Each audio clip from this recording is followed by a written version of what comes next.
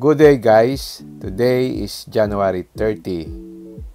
Now is the day of the release of my Mazda 3 Sport Bag. I opted for the Mazda Elite, it's the basic model. The color is white. Tara, tingnan natin.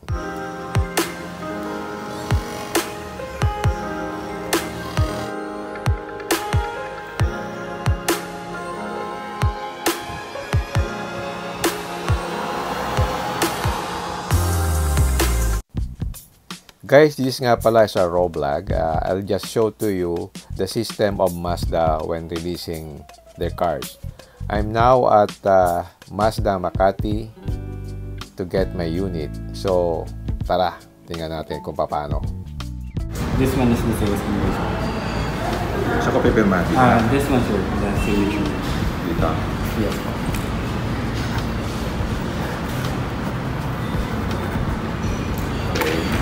Then this one also, sir. Medyo ano lang, kailangan kasi, sir, original yung permit. Okay. This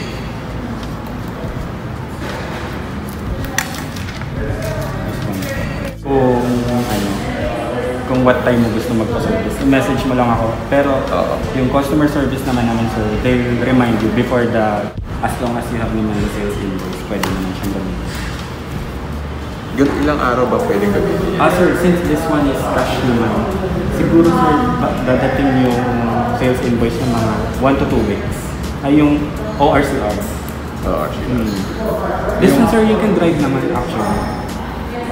Yung plate number, yung ending natin, sir. Yung ending natin. 8, di ba? Yung gusto nila. Kaya na-request ko rin ngayon, yung pinakuha ko, 8 din. Okay. Kaya conduction natin, 8 na. Actually, wala kang coding ata ngayon, sir. Wala pa.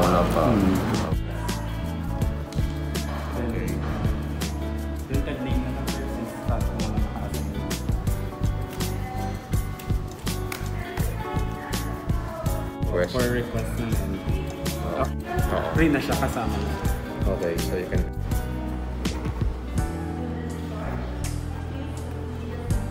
Good afternoon, I'm Ellie, your BCRC po ng Mazda Makati. So, actually, very basic lang yung explain natin. Kailangan lang din natin mag-meet because after sales talaga, ako na din yung kukontakin nyo. Okay. After ang unit nyo is Mazda 3 sedan? Sportsback. Okay.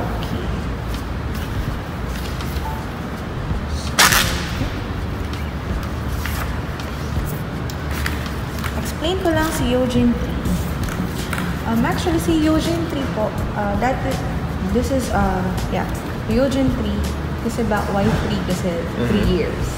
3 years, so, okay. Eugene means total care.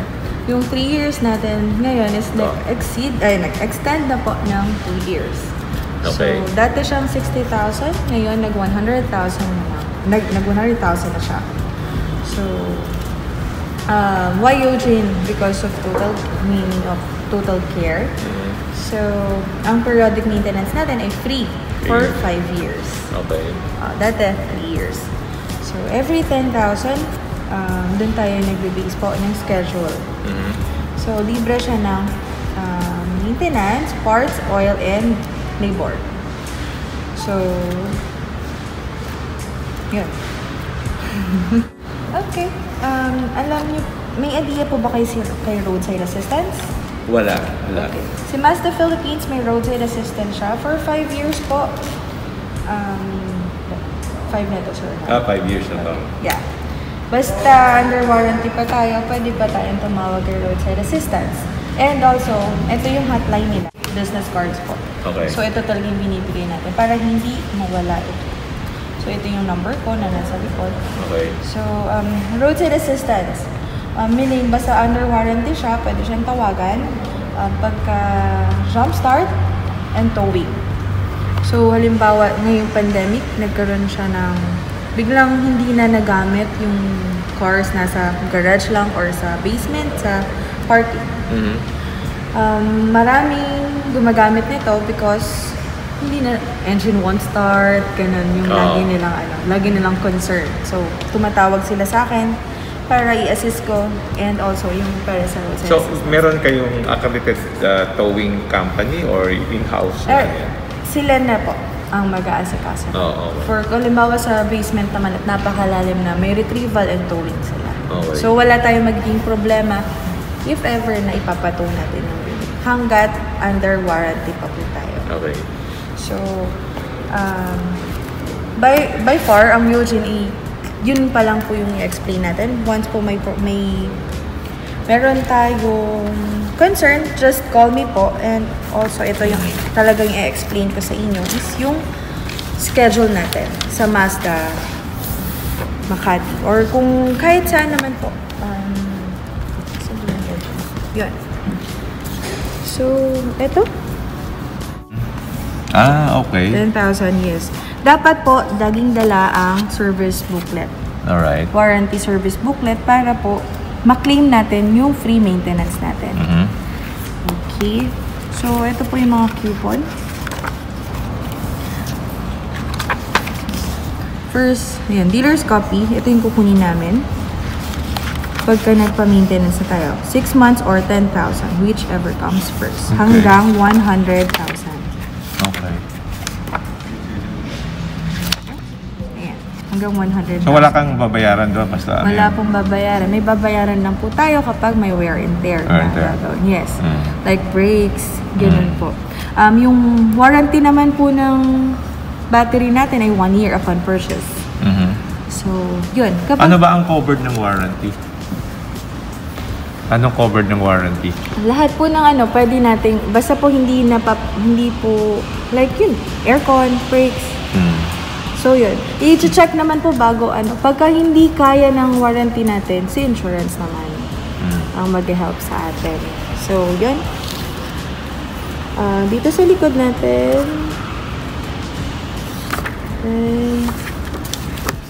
dito, i-record po yung service natin, schedule. So, ito. Tsaka ito po yung mga branches natin. Mazda Philippines po. So any branch you can have your kaya saan mo binili, no? Yes po. Kahit Yes. hindi mo siya doon binili. Yes. Halimbawa, nasa Cavite kayo, malapit kayo doon, pwede naman po. Okay. Okay. Ito nga pala yung size 19 na sa Mazda, no? Na hinahanap ko. Yan ang gusto kong ikabit. Okay, ready na tayo na tingnan yung unit.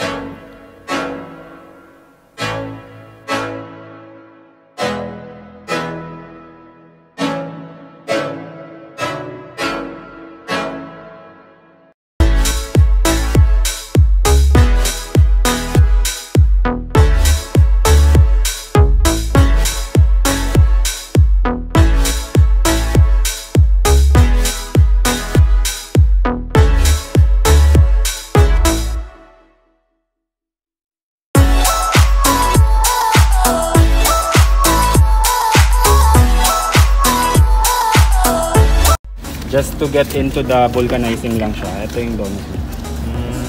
Okay, ito yung tire wrench. Ito yung tire wrench. This one is the yung hydraulic jack. This one, yung mga... Yung dito ko sa labas, then maglalaki siya lahat. Just press this one. Maglalak pati yung sa driver. Pwede naman. Yeah, maglalak yan siya. As long as you have the key here na detect. Then, check natin yung loob. Ayun sir, this one is privacy glass. Privacy glass na siya. Requested mo ayaw mo. Kasi gusto mo, be cool. Then yan. Okay. Actually, maganda pa kasi. No? Yun lang, wala ka. Ito na yung unit. Okay, di ba? Ang kailangan ko lang i-upgrade talaga yung mags. Kasi ang mags niya is size 16. Kailangan dito size 19. Baka niche na wheels o OEM na Mazda ang ipalit ko. Ito naman yung interior. Ini-explain sa akin ng ahente. Very classy yung dating. Quality is really nice. Soft touch. And then maganda. Tapos yung infotainment system. Dito yung control sa baba. Galing. The infotainment system is really nice. The quality of resolution is very very good. I'm impressed. Yung quality niya is talagang maganda. And then maganda rito, meron pa siyang heads up display. So yung speedometer makikita mo dun sa may windshield niya. That's one feature na gustong gusto ko. Tapos soft touch din ito. Dashboard. Meron nga pala ditong 8-way adjustment sa driver saka 6-way sa passenger seat. Tapos meron din siyang sunroof. Gives you some light para magmukhang roomy yung cabin. Kasi dark yung kanyang ceiling eh. You can also adjust the brightness ng mga gauges, no? Nga pala, ang maganda rito yung kanyang gauges is a combination of analog and digital. One of the best part for me itong infotainment system na you can control dito sa baba. May pinipilit lang na control dito. So you can select yung mga features. So you don't have to press yung unit, no? So that will not distract you from driving. And then we tested also the stereo system. Ang ganda rin ang sound niya na talagang yung gumagana yung Mazda Harmonix system, no? Galing. Displaying ko nga ganun, di ba? Now, sir, it's windshield projected, which you can view the speedometer here at that windshield. Yeah. Tapos may mga direction yan, sir, pag nagwe-waste ka. Halimbawa, left ka, ganun. Mabubview mo dyan. Then you can adjust the luminosity. Like if you want to tumaas or luminaw, ganun. Pwede naman siya. Yung heads-up display? Yes, sir. Okay. Dito yan. Here mo siya ma-adjust.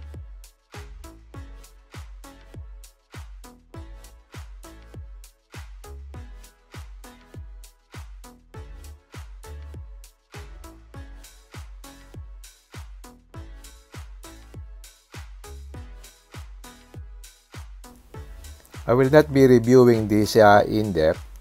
I will reserve that in my next vlog. But you can see really the exterior is nice. The interior is also very nice. But if you look at the exterior sa personal, grabe ang ganda niya. Ang lakas ng dating kumbaga. So this is Mazda Elite. This is the entry level version. The engine is about 1.5 liters and 111 horsepower. Ang engine nga pala niya is with Mazda Skyactiv technology. So this is a very fuel efficient car.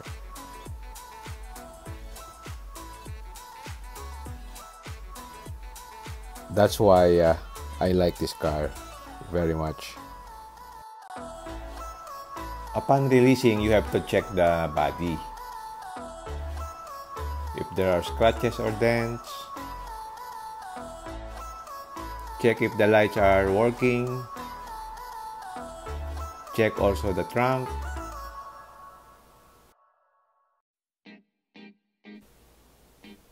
if the tools are complete, and then you proceed with the releasing. Yes.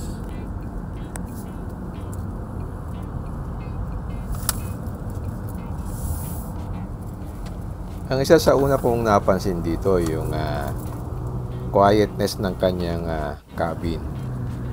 Wala kang masyadong marinig from the outside. Okay, hanggang dito muna tayo. Watch out for my next vlog. Alright, if you like this video, don't forget to like, share, and subscribe. Until next time, see you again in my next vlog. Bye!